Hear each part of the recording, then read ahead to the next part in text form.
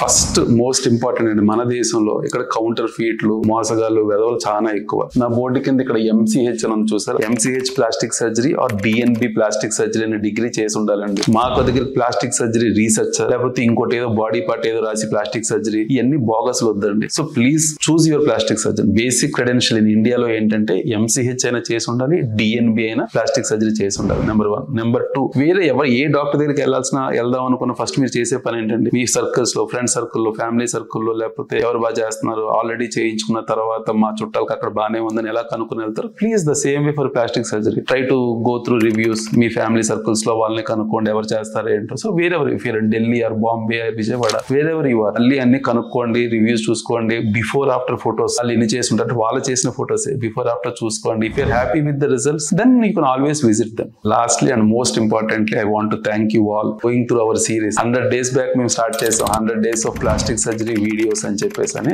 Everyday 1 reel అని. So we have done on all topics of plastic surgery. 100 రోజుల్లో 100 videos చేసాము. I hope ఎవరైనా చూడకపోతే వెనక్కి వెళ్ళి చూడండి. ప్లాస్టిక్ సర్జరీ నా దగ్గరికి రావాల్సిన అవసరం లేదు, but at least go to A plastic surgeon of your choice in your area.